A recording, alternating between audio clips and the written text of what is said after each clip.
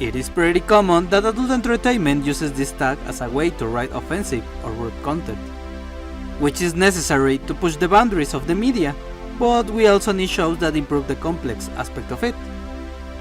Most of the animation media centers on the comedy genre. The exploration of emotions has a diverse range, but most of the time, entertainment gets confused with just happiness and laughter. Sometimes, we need something we are able to relate to, that help us understand not only our best parts, but also the most problematic ones. I will say our generation comes from a constant struggle with reality. Problems like anxiety, insecurity, and the constant pressure of becoming successful or doing what you love. New productions are trying to connect with the viewer, exploring anger, sadness, and the way they impact our living. Animation has an advantage in this kind of shows, because we embrace more easily these dramatic moments, unlike in live action, where the actors need to make an extraordinary performance in order to believe the emotions of the character. We have shows like Archer and Rick and Morty, trying to introduce heavy drama into their comedic arcs. This series comes from a comedic standpoint first, and drama as an extra, but there are some new shows that take drama as their priority. The best depiction of modern adult life comes from a horse that, back in the 90s, had a really famous TV show, the small celebrity, Bojack Horseman. This Netflix exclusive show is about frustrated people trying to deal with his depression, and how they affect everyone around them. Bojack is the main character, but he's not the only focus. He represents a personality described in the show as being a soy, meaning introvert and cynical. In case you're wondering, yes, I'm a soy. Bojack lives in a constant cycle of depression, but there are constant elements that tell us where all his behavior comes from. Family problems, regrets in life, and a media with constant pressure over him. He's not in control of his life, so the way he applies autonomy is in self-destructive actions. He surrounds himself in activities that distract him from himself, then more often than not exploding his face. He is meant to represent how trying to achieve quote-unquote success is a never-ending goal. There's always a new challenge, and the accomplishment of it may not give you the happiness you think you will get from it. Sometimes, the best way to be happy is just human interaction, and to embrace the people around you. Achieving a social status of success does not equal happiness.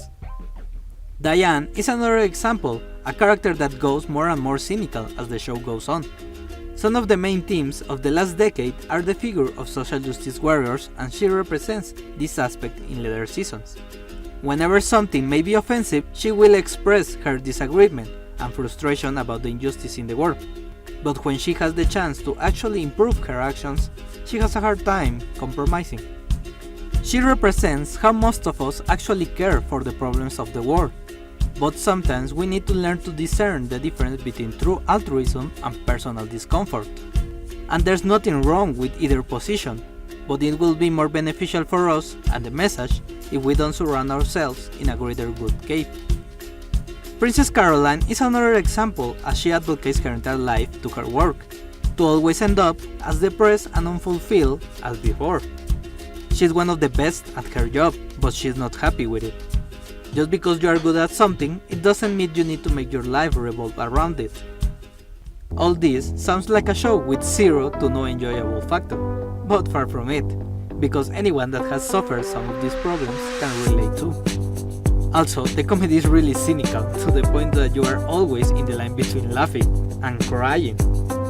A lot of the cast are anthropomorphic animals, so they appeal to a wider audience, and not a specific demographic. Also, any show with a group's love song is a must. BJ is not a role model, far from it. He's a representation of unattended depression, and I can't stress this enough. Unattended.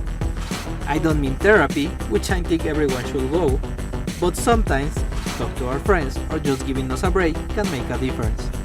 What makes this show so different is the fact that most of these characters' arcs are developed in a linear storytelling, and not once in a while in an episodic fashion. Each season has an ongoing arc, and each episode impacts in the next. All this thanks to the Netflix releasing schedule, as the show doesn't need to rely on every episode being newcomers friendly, something shows like Venture Bros dedicate a whole season to. and Bojack Horseman dedicates the entire show to this. From season 1 to 3, the main theme is running from your problems and never look back. A horse that only looks forward and never to the sides. But that's an imposed way of living. Life can be appreciated out of the traditional conventions, and everyone needs to find their own kind of living. Depression can take the best of us, and the only way to change that is searching for help. As someone living this process, my only advice is to embrace this part of your personality, but never let it be your whole life. This has been the All-Arounder Geek, Master of Nothing, Apprentice of Everything, and remember, this is an amazing time to be alive.